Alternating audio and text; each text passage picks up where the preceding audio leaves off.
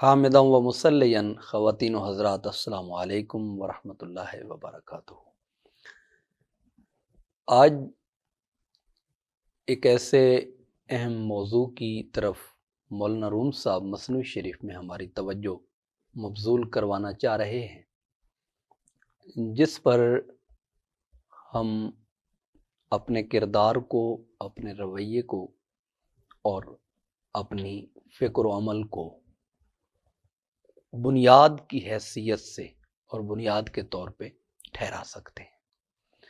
اس سے قبل ہم نے ایک یہودی کا تفصیل سے اور ڈیٹیل سے واقعہ سنا، جس میں یہودی بادشاہ کا وزیر عیسائیوں کے درمیان ٹوٹ پھوٹ کو اور دراڑ کو پیدا کرنے کے لیے اس نے کون سے رویوں کو اور کون سے طریق کو اختیار کیا۔ اب دوسرے یہودی بادشاہ کا یہاں پر تذکرہ فرما رہے ہیں، جس نے عیسائیوں کے درمیان تباہی کی، ہلاکت کی، دراڑ کی اور ان کو آپس میں لڑانے اور جھگڑانے پر مجبور کرنے کی بات کی۔ حکایت بادشاہ یہود دیگر کے در ہلاک دین عیسیٰ جہد می کرد۔ یہ دوسرا بادشاہ ہے جس نے عیسیٰ علیہ السلام کے دین کے درمیان تباہی کو اور ہلاکت کو پیدا کرنے کی سعی اور کوشش کی۔ رومی فرماتے ہیں یک شہ دیگر ز نسل آن یہود در ہلاک قوم عیسیٰ رو نمود۔ اسی طرح اس یہودی کی نسل سے ایک دوسرا بادشاہ اور ایک دوسرا سلطنت پہ مامور، جس نے عیسیٰ علیہ السلام کی قوم میں ہلاکت کو، تباہی اور بربادی کو لانے کی کوشش کی اور اس جانب وہ متوجہ ہوا۔ ہر کیو بنہاد ناخوش سنتے سوئے او نفریں رود ہر ساعتے۔ مولانا روم صاحب فرماتے ہیں کہ جو بھی ایک نیا طریقہ اور ایک نیا کام ایجاد کرتا ہے اور جوں لوگ اس پہ عمل کرتے ہیں اور لوگ اس فعل پہ، اس کام پہ، اس طریقے پہ چلتے ہیں، تو اگر وہ برا طریق ہے تو اس کی لعنت اس کی جانب بڑھتی ہے اور وہ اس کا طوق بنتی ہے، اور اگر وہ اچھا طریق ہے تو اس کا اجر اور اس کی جزا اس بندے کی جانب بڑھتی ہے۔ نیکواں رفتند و سنت ہا بمان وزلیما ظلم و لعنت ہا بمان۔ فرماتے ہیں کہ نیک لوگ گزر گئے اور ان کے طریقے رہ گئے، یعنی جو اچھا طریقہ وضع کرنے والے تھے، نیک تھے، اللہ کے راستے پہ چلنے والے تھے، خشیت الہی رکھنے والے تھے، فرمایا وہ گزر گئے اور ان کے طریقے رہ گئے۔ اب کون سا دور ہے؟ وَظْلَيْمَا ظلم وَلَعْنَتْہَا بِمَان۔ اب کمینوں کا ظلم اور کمینوں کے حصے کی لعنتیں باقی رہ گئیں۔ آپ اندازہ لگائیے کہ آج سے 8 صدیاں پہلے مولانا روم صاحب رحمۃ اللہ علیہ نے ان لوگوں کی بات کی کہ خیر پہ چلنے والے اور خیر کو اختیار کرنے والے لوگ چلے گئے، اب شر پہ چلنے والے اور شر کو ایجاد کرنے والے رہ گئے، اور آج اس کا اگر اس دور حاضر پہ انطباق کیا جائے تو یہ میں سمجھتا ہوں کہ یہ یوں لگتا ہے کہ جیسے آج کے دور کی مولانا روم صاحب رحمۃ اللہ علیہ بات کر رہے ہوں۔ تا قیامت ہر کے جن سے آں بداں در وجود آید بود رویش بداں۔ فرمایا کہ قیامت تک ان بروں کی جنس میں سے جو بھی آتا ہے، यानी जिसने वो तरीका वज़ा किया उस तरीक पे चलने वाला जो भी आता है, मौलाना रूम साहब फरमाते हैं उसका रुख भी उसी की तरफ होता है, क्योंकि जिन्स जिन्स की तरफ मायल होती है।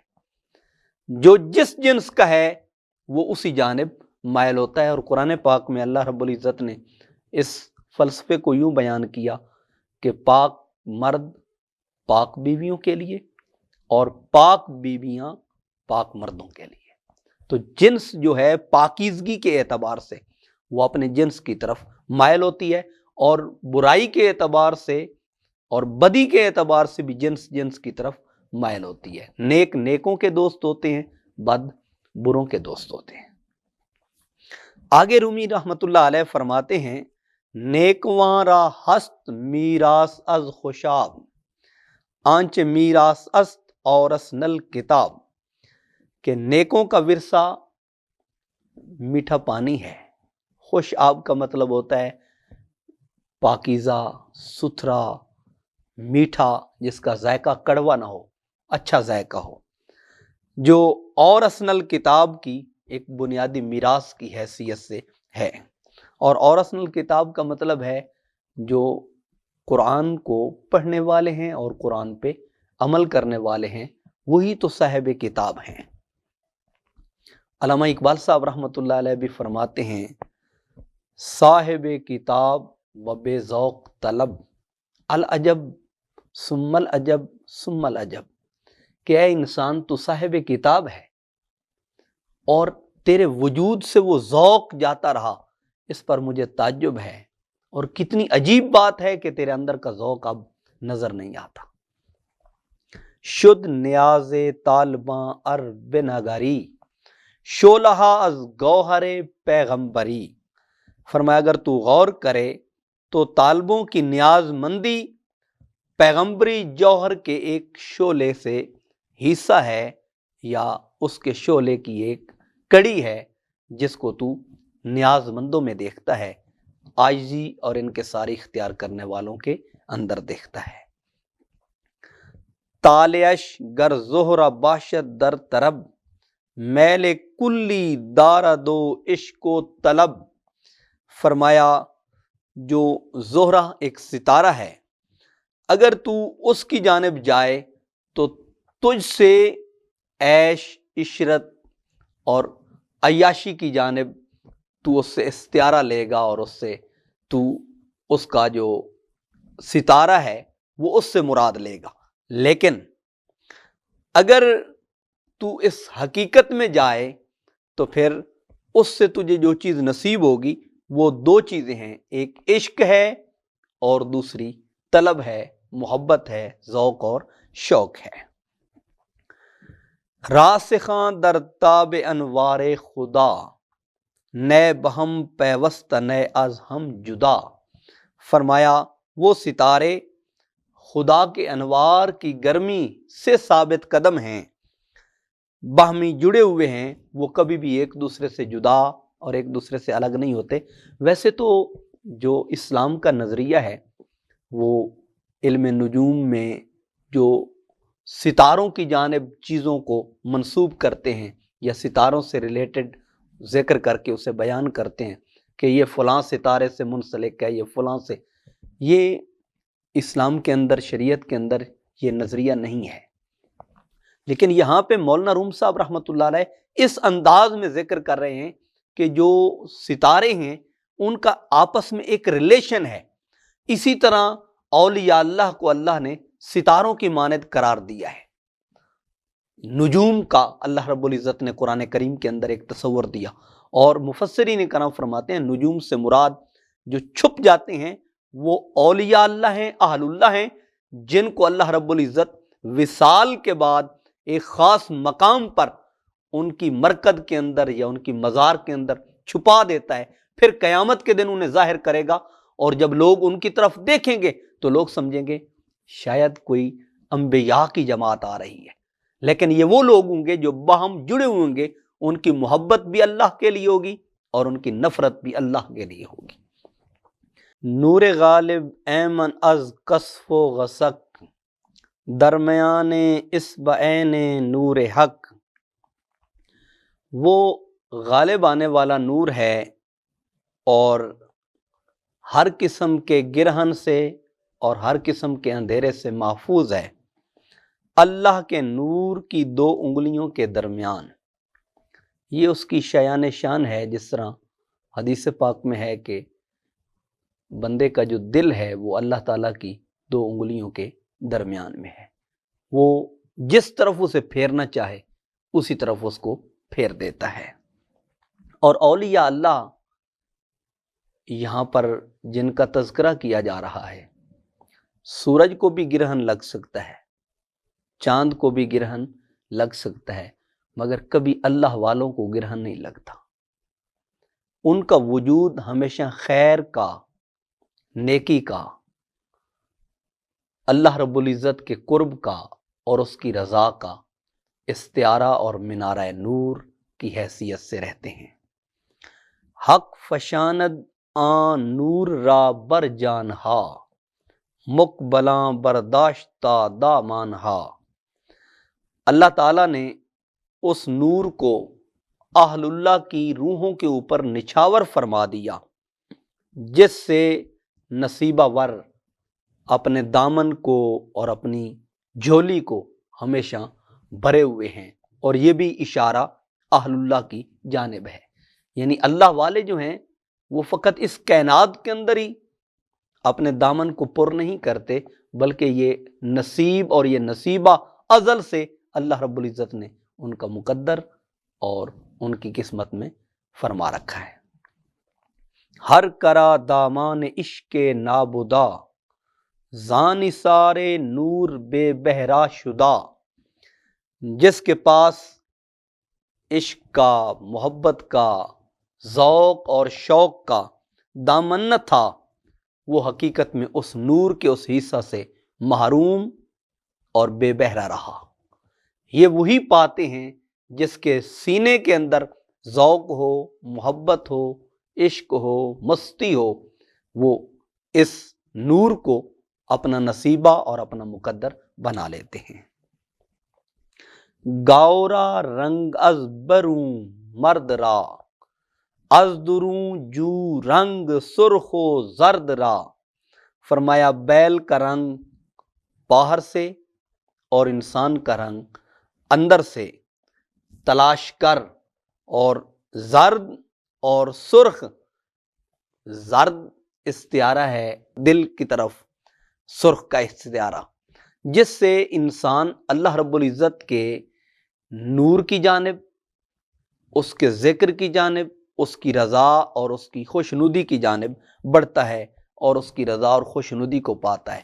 اور زرد رنگ جب انسان اس کی بندگی کے لیے، عبادت اور طاعت کے لیے کمر بستہ ہوتا ہے تو بندے کے وجود میں ایک خوف اور خشیت کی کیفیت پیدا ہوتی ہے، اس کو زرد کہتے ہیں، اور ذکر کی کیفیت پیدا ہوتی ہے، اس کو سرخ کہتے ہیں۔ اور دل کا کلر بھی ویسے سرخ ہوتا ہے۔ رنگ ہائے نیک از خم صفاس، رنگ زشتاں از سیاہ آباش جفاس۔ فرمایا کہ نیک لوگوں کے رنگ صفا کے مشک، پاکیزگی اور طہارت کے مشک کے اس تھیلے سے ہیں، اور بروں کے رنگ جو ہیں میل کچیل، سیاہی اور اندھیرے کے اس تھیلے سے ہیں، پانی سے ہیں۔ صبغت اللہ نام آ رنگ لطیف، لعنت اللہ بو این رنگ کثیف۔ فرمایا کہ صبغت اللہ یہ اللہ تعالیٰ کا رنگ ہے، اور قرآن کریم میں اللہ رب العزت نے فرمایا ومن احسن من اللہ صبغہ، کہ اللہ کے رنگ سے اور اس کی رنگت سے بڑھ کر کس کی رنگت حسین ہو سکتی ہے۔ فرمایا صبغت اللہ یہ اللہ پاک کے نام مبارک اور اس کے ذکر مبارک کا رنگ ہے۔ جب انسان اس کے ذکر میں اپنے دل کو لگاتا ہے تو انسان کے وجود میں اللہ کا رنگ جو ہے وہ سرایت کرتا ہے، یا اس کے رنگ کا جو انسان کے وجود میں ذوق کے نتیجے میں، شوق کے نتیجے میں، جذب کے نتیجے میں، مستی کے نتیجے میں، کیف اور سرور کے نتیجے میں جو اس کو کیفیات نصیب ہوتی ہیں اس کی جانب اشارہ ہے۔ اور لعنت اللہ یہ اس رنگ کی بدبو ہے جس کو خدا پسند نہیں کرتا اور جس میں اللہ کی رضا اور اس کی خوشنودی نہیں ہے۔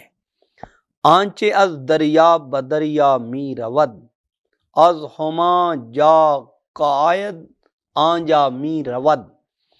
فرمایا جو پانی دریا سے آتا ہے وہ فی الحقیقت دریا، اور دریا سے مراد سمندر ہے، جو ایک صوفیائے کرام اس کا ایک فلسفہ بیان کرتے ہیں کہ یہ جو بھاپ اٹھتی ہے اور ایک بادل کا روپ اختیار کر کے پھر وہ چلتا چلتا سمندر کے اندر پانی پہنچ جاتا ہے۔ اور اس کو سائنس نے بھی ذکر کیا، جس جگہ سے آتا ہے اسی جگہ واپس لوٹ جاتا ہے۔ کل شین یرجع الی اصلہ۔ از سرے کوہ سیل ہائے تیز رو، وزتن موجان عشق آمیز رو۔ فرمایا پہاڑ کی چوٹی سے تیز ایک سیلابی کیفیت کے اندر جو پانی چلتا ہے تو وہ جا کے سمندر اور دریا کے اندر پہنچتا ہے۔ ہمارے جسم میں جب اس کی محبت اور اس کے عشق کا ایک سیلاب چلتا ہے تو یہ کہاں لے کے جاتا ہے؟ یہ بھی جان کو اس جانے جانان کی طرف لے کے جاتا ہے جس نے انسان کو جان بخشی ہے، جس نے وجود بخشا، جس نے اس وجود میں روح پھونکی، یہ فی الحقیقت اسی کی جانب ہے۔ اور انا للہ و انا الیہ راجعون کا حقیقی مفہوم بھی یہی ہے کہ ہم اللہ کے لیے ہیں اور اسی کی طرف لوٹ کر جانا ہے، مگر افسوس کہ انسان اس جانب کبھی توجہ نہیں دیتا، غور و فکر نہیں کرتا۔ تو یہاں اس حکایت سے مولانا روم صاحب رحمۃ اللہ علیہ جو ایک نتیجہ اخذ کرتے ہیں وہ یہ کرتے ہیں کہ نیک کردار کو ادا کرتے ہیں اور نیکوں کے ساتھ الحاق کو پسند کرتے ہیں، بدی کو اختیار کرتے ہیں اور بروں کے ساتھ رہنے کو پسند کرتے ہیں۔ انسان اپنی صحبت سے دیکھ سکتا ہے، جان سکتا ہے اور سمجھ سکتا ہے کہ جس سے اس کی صحبت ہے کیا اس کا رجحان نیکی کی طرف ہے یا اس کا رجحان بدی کی طرف۔ اگر اس کی صحبت نیکی کی طرف اور نیک رجحان رکھنے والوں کی طرف ہے تو اسے مبارک ہو، اور اگر بدی کی صحبت اختیار اور بد کی کر رہا ہے تو اس سے اعراض کرنا چاہیے، اجتناب کرنا چاہیے اور نیکوں کی صحبت کو اختیار کرنا چاہیے۔ فضل تیرے تے لوہے تردے، پھٹیاں دے سنگ لگ کے، کتے جنت جان محمد ولیاں دے لڑ لگ کے، وما توفیقی الا باللہ۔